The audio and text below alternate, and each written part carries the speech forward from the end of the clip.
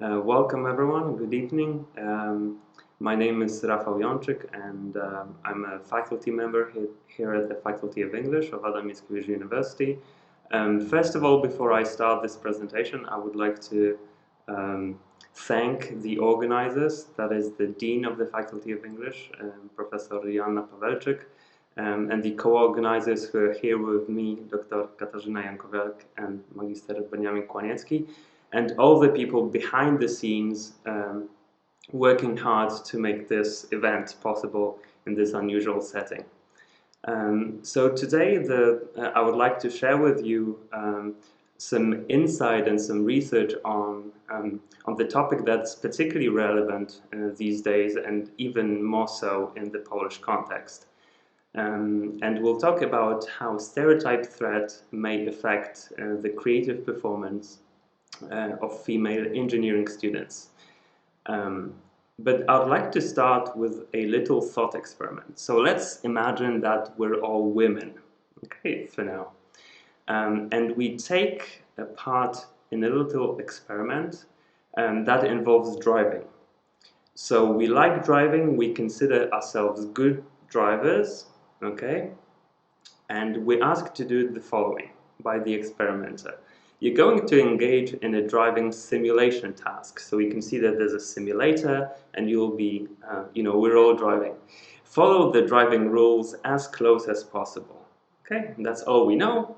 So we follow the rules, we drive, the experiment comes to an end, and we're happy with our performance.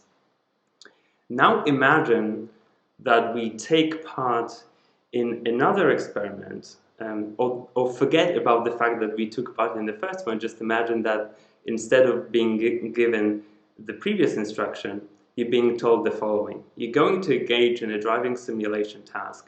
The aim of this study is to detect the differences in driving ability between women and men. Follow the driving rules as close as possible. Okay? And you do the same. You just drive in a simulator. Now, what if I told you that when you took part in the second experiment, you actually doubled the number of mistakes while driving and made it more than twice as likely to collide with jaywalkers? That is, basically you risked killing someone. The problem is that it's not a thought experiment. It's actually real data that came from two experiments, one by Naichi Zhouktang Yang and Hippel, and the other one by Moe et al., looking basically at what I've just showed you. And the results that I presented were not made up. These were the results of this experiment. So this tells you how powerful language is, and specifically how powerful that little message in the instruction was and how it affected the actual performance of female drivers. What I'll show you today is that, and hopefully you'll agree with me by the end of this presentation, that this experiment is just the tip of the iceberg when it comes to how stereotype threat may actually influence performance in a lot of domains, and not only in women. We'll focus particularly on women today, but that's not the case only for women. So I'd like to start with a little outline. So first I'll show you or discuss what is stereotype threat. Then I'll review some recent evidence and all the studies as well, showing how stereotype threat affects performance of different participants.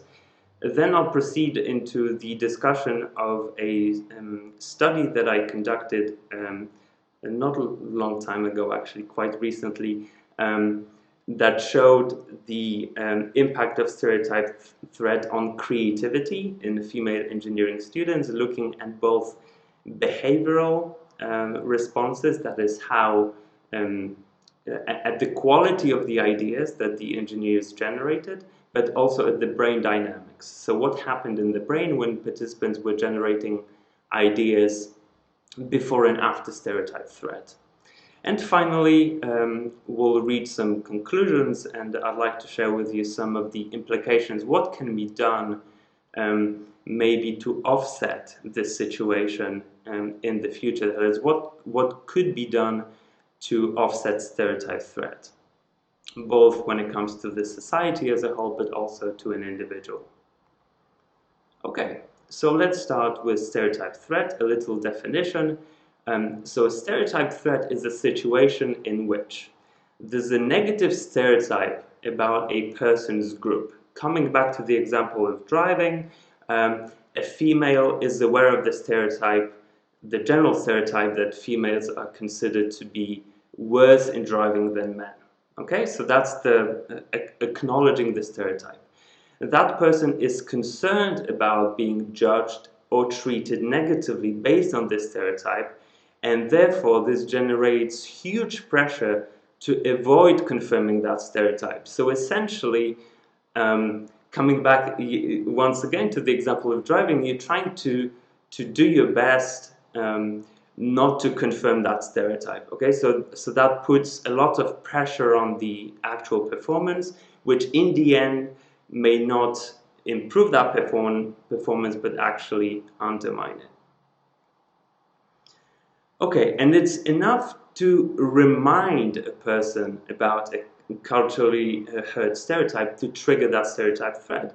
But not even. Sometimes you don't even have to remind that person of it if that person is fully aware of this fact. Okay? But typically in an experimental setting, to make sure that stereotype threat is activated, the experimenter would remind slightly about the stereotype threat, as was done in the driving example. And importantly, we're all vulnerable to stereotype threat. You may ask why? Well, because each of us has at least one social identity, okay, that could be the subject of a stereotype threat. So we're men, we're women, we're teachers, we're students, you name it. Okay, so we always we identify ourselves with different social identities, and therefore we may be a subject of a stereotype threat. So let's take a quick look at what stereotype threat may be doing to our performance. So just to name a few, okay, I cannot spend too much time, but believe me that there's a lot of literature on this topic, and it's actually quite depressing when you read some of the results. So first of all, negative stereotypes about aging may impair memory in older adults.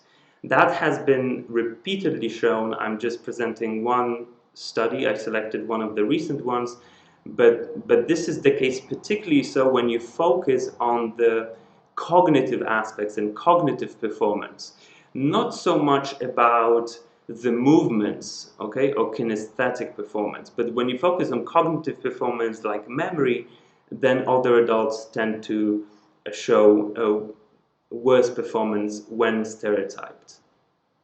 Next, framing a golf task as diagnostic of racial stereotypes impedes athletic performance of the stereotype group. Okay, so it's enough to tell, for example, so that study by Stone et al. was conducted among white and male athletes. So black athletes were informed that you know, you're going to take part in a golf task, and basically the aim of this sports activity is to test sports intelligence. Okay, so that enabled stereotype threat against the black minority participants.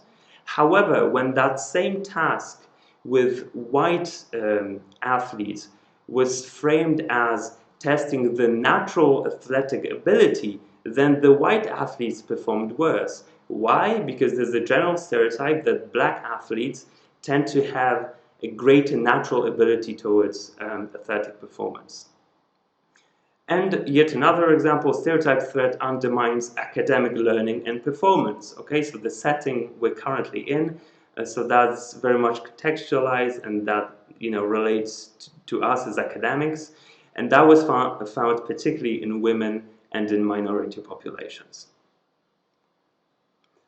Okay, some more examples now, focusing more on women specifically. So stereotype threat undermines women performance in a number of domains, of threatened domains.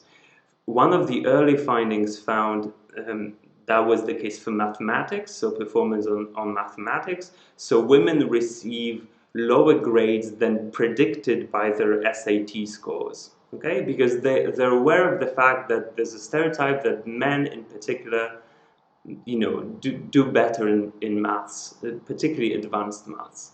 And that was found as early as in 10-year-old girls. So just imagine about the implications, what we do as teachers and educators, or what could be done actually to reverse this effect. Next, negotiations. So women perform worse than men in mixed gender negotiations. Safe driving, so the example I provided at the very beginning, and financial decision making. So women are less averse, that is, they prefer avoiding losses than acquiring gains, and they're more risk averse, which means that they prefer options of higher certainty when different options have the same expected payoff and outcome. Okay, so in general, they tend to withdraw from financial decision making when stereotyped. More importantly, beyond performance, stereotype threat leads to a number of consequences. So it leads to withdrawal from the stereotype domain. So the stereotyped, the target person who's stereotyped basically withdraws from a given domain and loses the motivation. Okay.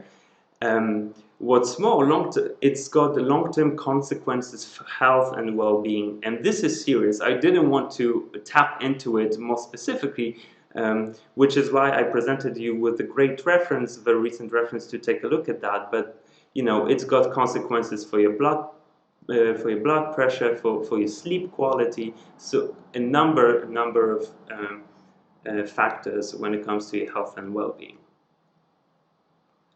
Okay, so let me now shift to what I could say the main part of this presentation. That is, I'll walk you through the experiment I conducted recently, looking at the impact of stereotype threat on creative performance in female engineers, and I'll show you some evidence from electrophysiology. Before I begin, I would like to acknowledge those without whom that research wouldn't even have been conducted.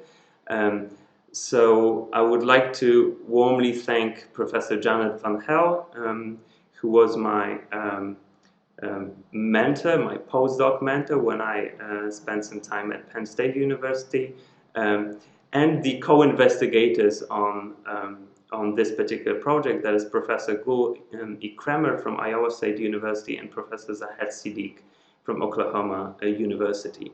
So this was a joint venture, part of the grant, that tried to understand how creativity impacts engineering students, specifically females, and how this could have some implications for whether the women stay in engineering and become engineers, or whether they quit studying engineering. And beyond, I would like to thank warmly the whole bilingualism and language development lab, so BUILD at Penn State University, all the PhD students, research assistants, lab rotation students, undergrads, all the people with whom I worked and without whom that project wouldn't even have started. Okay, so now I'll try to walk you through the basic ideas behind the experiment, and we'll start with creativity. So what is creativity? Creative thought has been typically defined as having two very important components. Okay, at least for the sake of this presentation, creativity is defined differently depending on the field. If you look into art, you know, it's defined slightly differently. But for us, Let's use those two typically kind of phrased components. So creative thought has to be unusual. This means that the idea you generate should be novel and original. It should be creative in a way. But it's not enough, because when you come up with something novel and it doesn't make sense, then you cannot really apply it to the context. Okay, so you cannot make any use out of that idea. Which is why we have the second component, that is appropriateness. So creative thought is both original and novel, but at the same time it's useful and relevant for the task that you're currently doing. Okay? So that's creative thought or creative idea.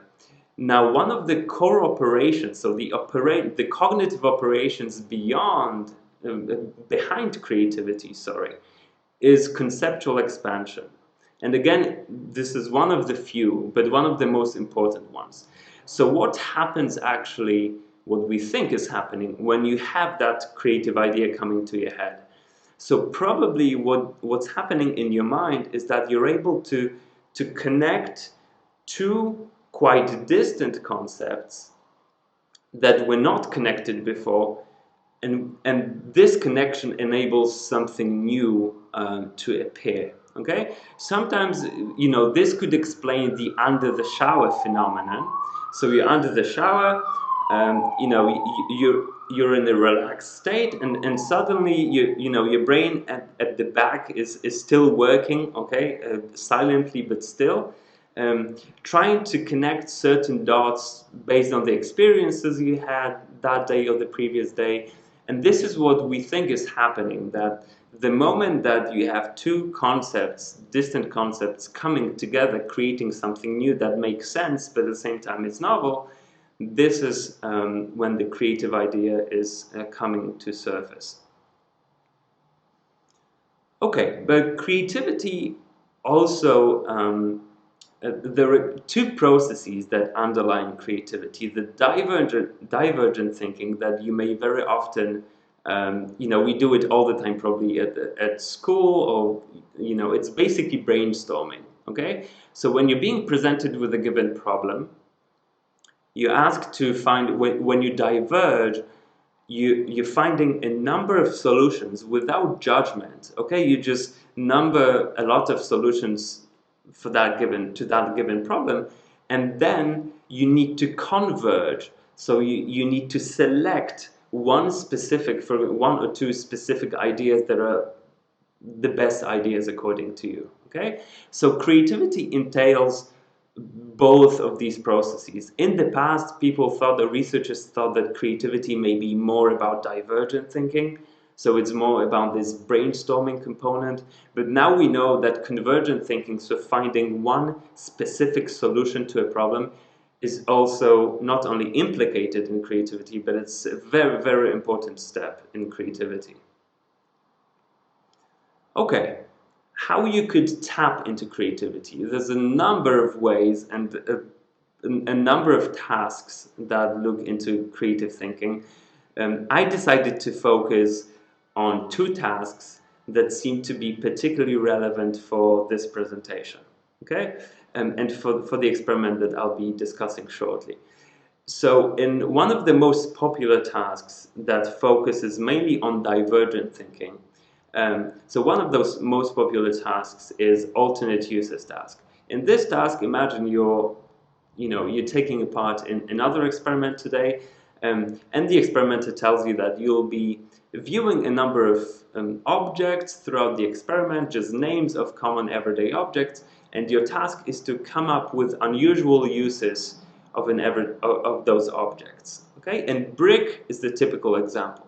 Okay, and the typical answer that comes first when you see brick is to kill someone. Okay, so it doesn't mean that there's something wrong with us. It's just when we at the very initial stage of the creative process, you tend to come up with ideas that are the easiest to retrieve. Okay, so you can throw a brick to break a glass. Okay, these are the most typical answers that you get at the beginning of the creative ideation process. But then participants tend to go into more and more and more creative ideas. Okay. The other task is utopian situations task. This is the what if. Okay, so it's answering or finding solutions to hypothetical situations. So what would happen if something happened? So an example could be, what would happen if nobody could speak anymore? Okay, you're being presented with that question, and your task is to come up with a number of ideas, or with a number of solutions. Just imagine that situation and come up with some solutions to it.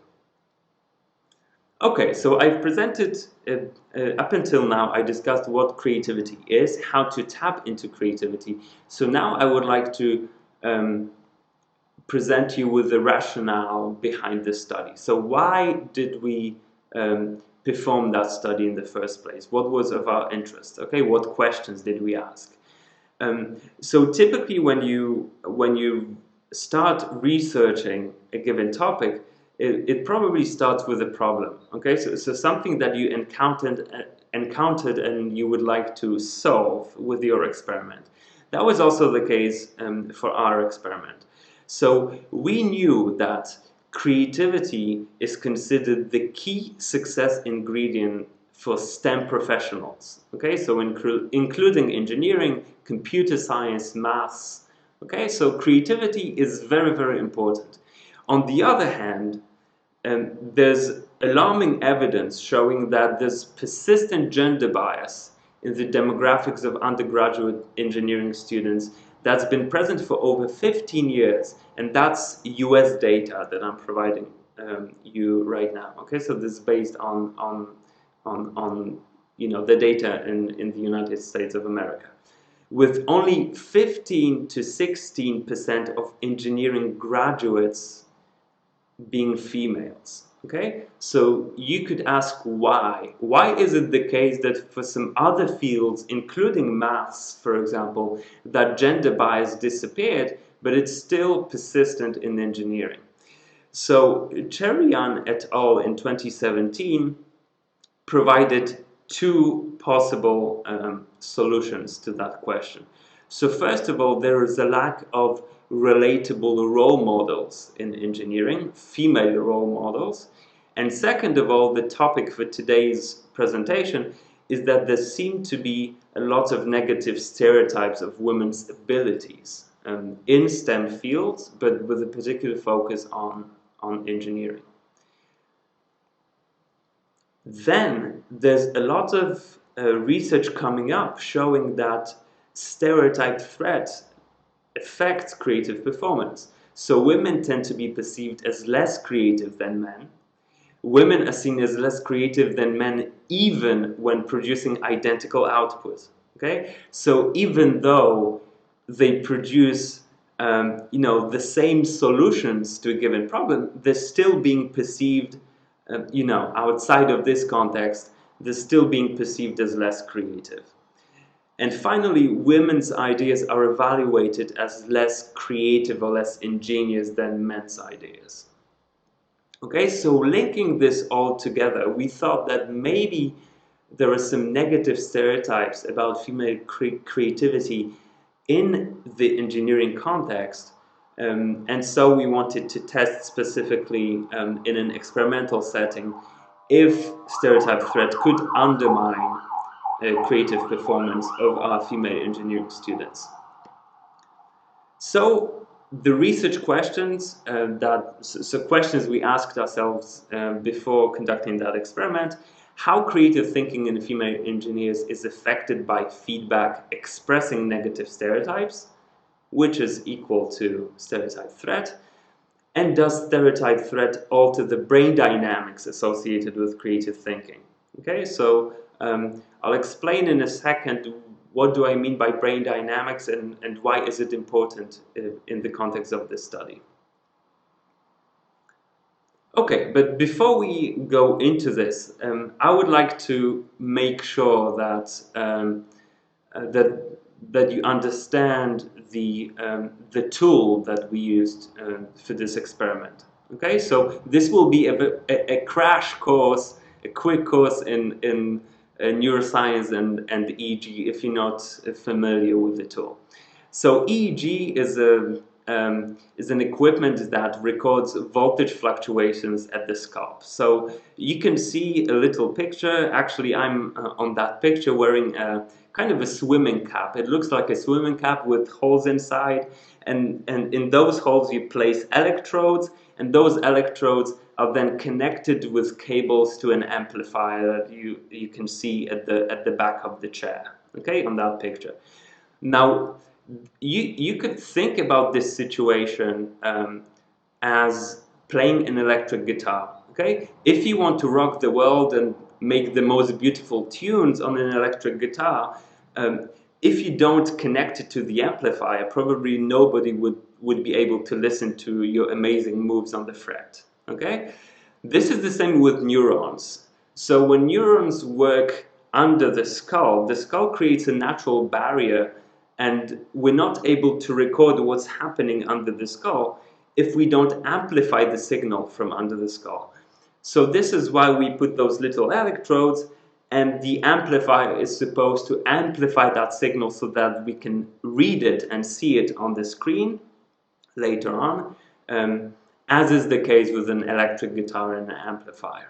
Okay, so EEG. So I've explained more or less, the kind of mechanics very simply behind the EEG.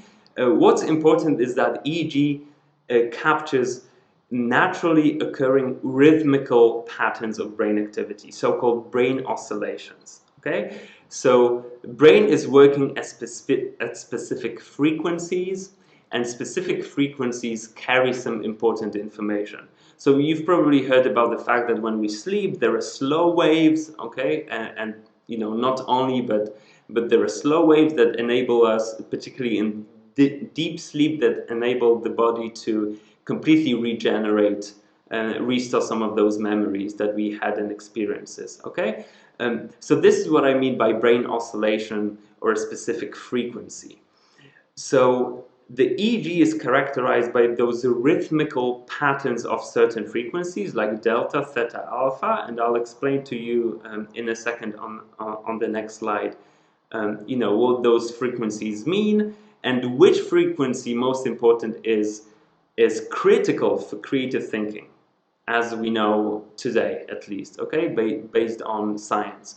One more little thing that I find critical for EEG compared to other methods such as fMRI, for example, the functional magnetic resonance imaging, is that EEG is incredibly quick.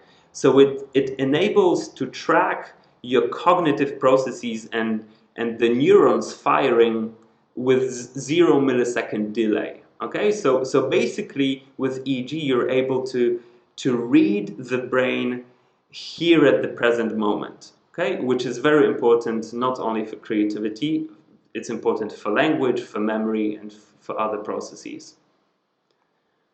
Okay, so brain rhythms. Let me quickly guide you through the brain rhythms that we can identify. So what you see first is a raw EEG signal. Okay, so the first little picture is raw EEG. So this is raw EEG, you could imagine now from one electrode. So if we come back to that picture, that system that I was wearing had 128 electrodes on it. So when you project that signal onto the computer screen, you would see 128 lines like that little line here, okay? And those lines represent a mixture of different frequencies, okay? It's like with the radio. So another analogies are not perfect, but sometimes they help us to understand a given phenomenon. So imagine you're listening to a radio and, first there's noise, so we have to tune in, to a specific frequency to, for example, listen to classical music. So to listen to classical music, you want to get that information out. So you tune in to a radio station with a specific frequency, and that radio station plays classical music. If you want to listen to some rock music, you would change that frequency because you're listening then to a different radio station, and you need to find it, tune in, and then you're listening to rock music, and so on and so forth. So that analogy shows you that different brain oscillations of those rhythmical patterns and frequencies carry different information, like different radio stations, you know, play different music and also carry different information and have different programs, okay? So just a little analogy. So the frequency that's lowest in the waves per second, that is below 4 hertz. So 4 hertz means that you have 4 oscillations per second. Okay, this is delta, and this is present in slow wave sleep, as I mentioned before. Then we have theta. So as you can see, it's a bit more dense. Okay, so you have 4 to 7 hertz. So it means that in a second you have 4 to 7 rhythms, okay, or oscillations. And theta has been found to index memory encoding and retrieval. Okay, so basically cognitive workload. Then we have alpha. Now I highlighted alpha because alpha is critical for creativity. Okay, and I'll show you in a second why. I'll review some of those studies. So alpha is between 8 to 12, some say 8-13 hertz, so between 8 to 13 oscillatory patterns in a second. And alpha is present when we're relaxed but not sleeping. Okay, so for example, if I close my eyes right now and I'm relaxed, probably at this stage some alpha would be more prominent in my EEG signal if that was recorded. Okay, so it's called the relaxed wakefulness. You're relaxed but you're wakeful, you're not sleeping. And alpha has been shown to index inhibition and attention, or cortical idling, so-called, so basically being at the relaxed state, and a number of different things. We won't go into details on that right now. And then we have beta, so even more frequent oscillations, 12 to 30 hertz. So that's being basically mentally active. Okay, so when you for example at a lecture and the lecture is very engaging, so you're not too relaxed or almost sleeping, then you would have alpha. If you're engaged and trying to remember things, probably beta would be activated. Okay, so it's being mentally active. And finally you have gamma, above 30 hertz up to 70 hertz, even very, very frequent oscillatory patterns that represent attentive focusing and some microsaccades.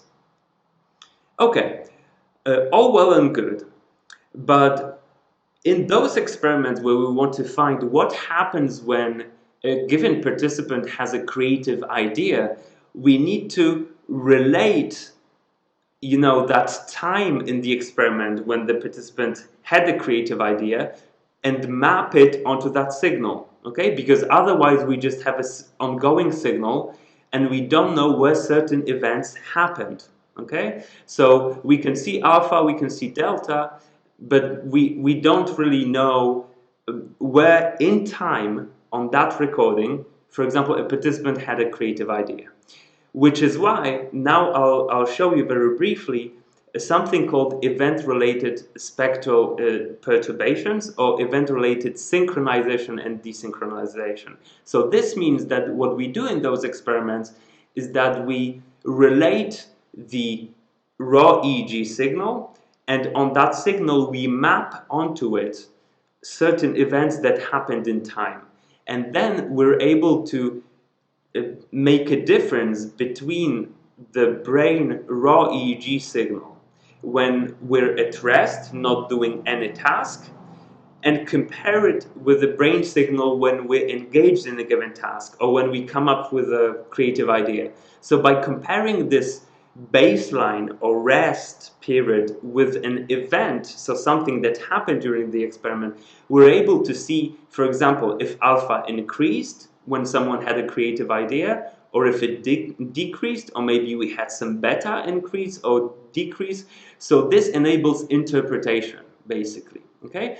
So now event-related synchronization is when there's increase in alpha power from the baseline to an event. So for example, someone had a creative idea, we would see increased alpha power compared to when that same very person was resting in a break between the specific blocks in an experiment.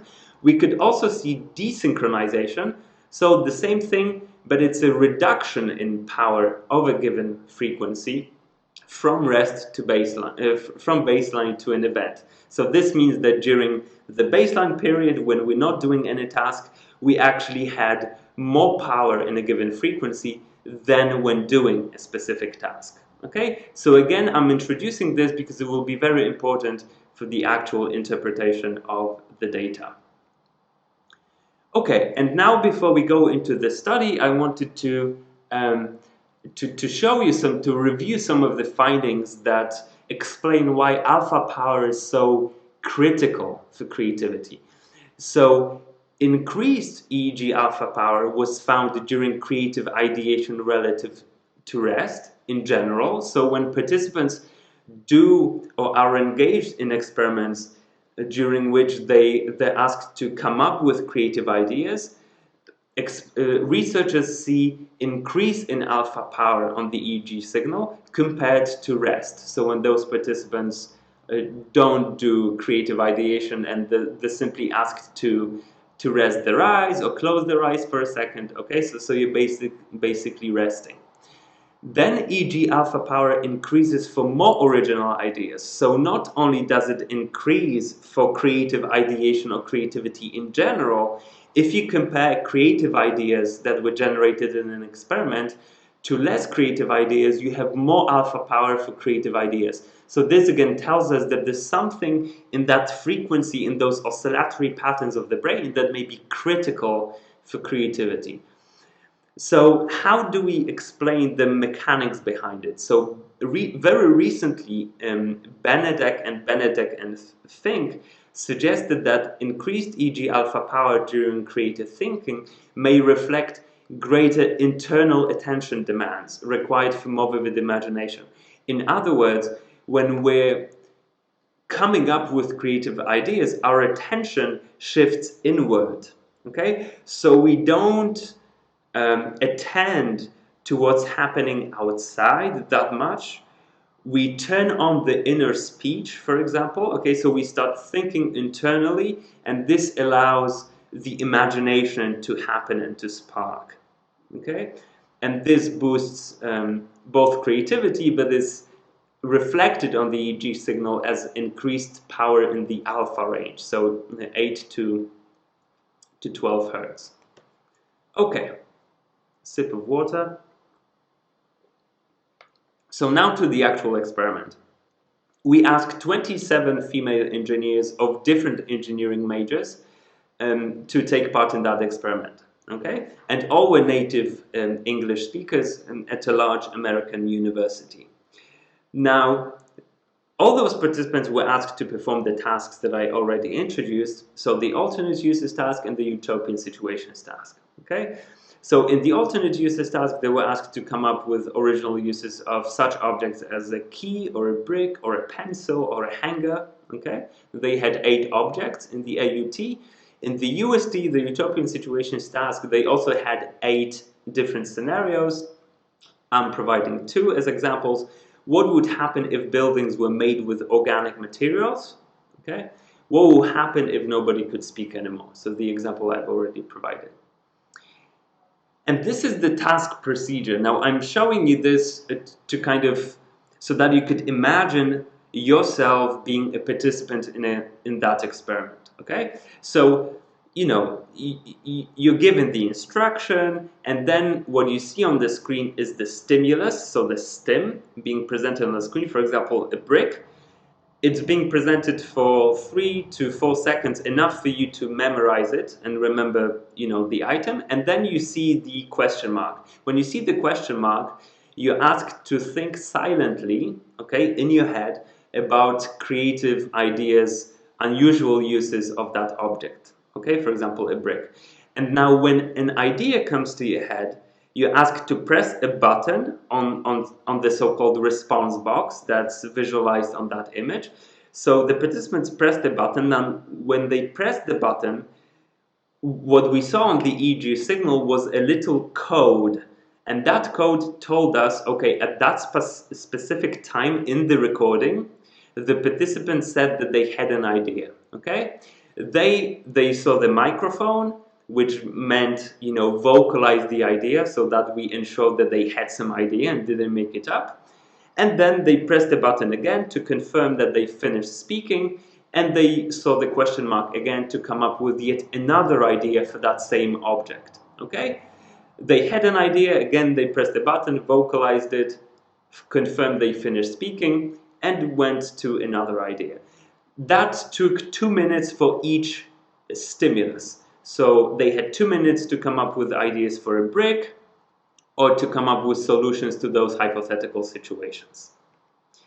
Now, halfway the experiment, this is the critical part, halfway the experiment, we delivered a stereotype threat. And the stereotype threat was delivered by a male student. Okay, so the male student went in and asked the female participant, "How are you doing so far?" The participant responded, and then the experimenter said, "We're looking at how you're doing. What we've been seeing so far is that women in particular are really struggling with this task. So please try to do the task to the best of your ability after the break." Okay? And now what we're looking in terms of the behavior, the originality of ideas, and the EEG is what happened before stereotype threat and after stereotype threat. So let me walk you through the results.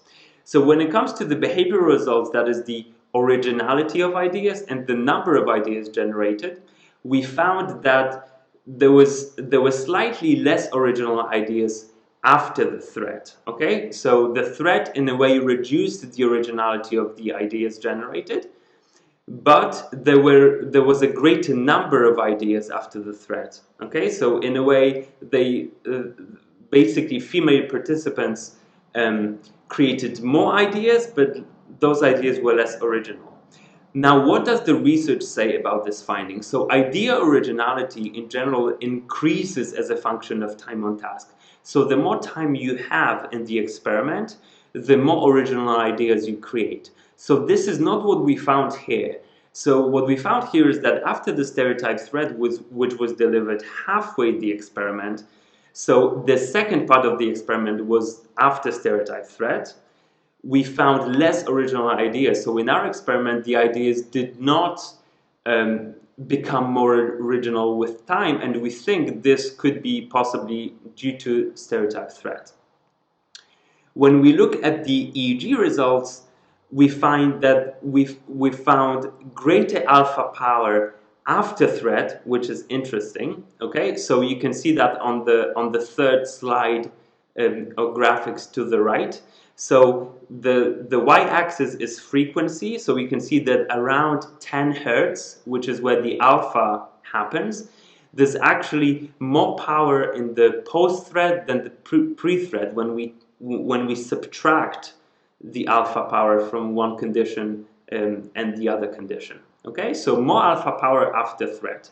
Now, does it mean, given that more alpha power typically reflects greater originality, does it mean that after threat ideas were more original in terms of, you know, the interpretation of what the brain was doing? Well, probably not, because we saw behaviorally that ideas tended to be less original with time. So we think that the alternative account is that stereotype threat increased this internal attention demands, but not because there were more original ideas, but because the participants were reliving the threat in the mind's eye. So basically, having heard the stereotype threat, participants in the second part of the experiment kept thinking internally about this stereotype threat. So they somehow, became more aware and kept probably repeating that they may not have been doing, they may not have been performing well. Okay. And finally, we found no difference for original versus unoriginal ideas, but we think that this was or could be explained by this effect of stereotype threat. So kind of, resulted from that. So what are the key findings? So after stereotype threat, participants generated more ideas, yet of lower originality. At the same time, after stereotype threat, alpha power increased, possibly as a result of re-experiencing that threat internally. And contrary to prior studies, alpha power did not increase as a function of originality. So, above all, stereotype threat may have impeded creative performance, but this is just tentative at this moment because we still need to validate it, particularly with some additional questionnaires that we collected, but I couldn't present it all right now, and some of that is still being analyzed.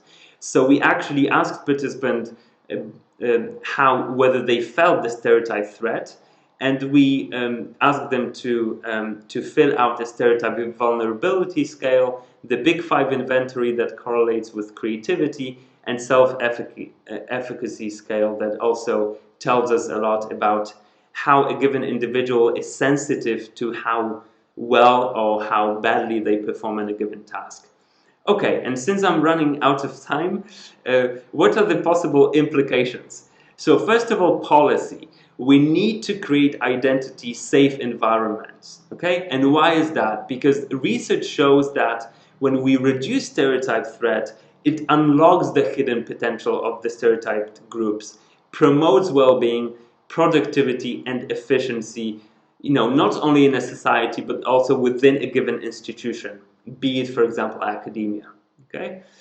When it comes to education, we need to promote welcoming, supportive, identity-safe environments again. Okay? To give you an example, Aronson and colleagues in 2002 found that the reframing intelligence as malleable, that is telling black students that intelligence is not a fixed thing, that it could be worked on and that it develops with time, only this improved academic performance of black students, okay? So language does matter. I mean, what we say to our students or how we behave towards others is critical in this context. And every individual, we need to be mindful and kind, not only to oneself, but also to others.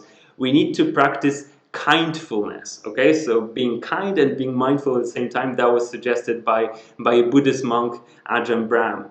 So, and there's research on this, believe it or not. So self-affirmation and mindfulness are effective coping interventions. So being faced with stereotype threat, as little as 5 minutes of mindfulness session reduce the effects of stereotype threat.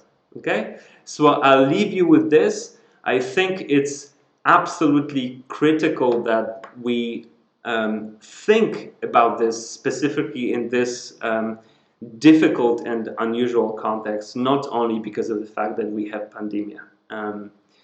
Okay, if you have any questions, get in touch with me, and this presentation is available as a PDF at the Open Science Framework if you want to have a look at it without my voice over.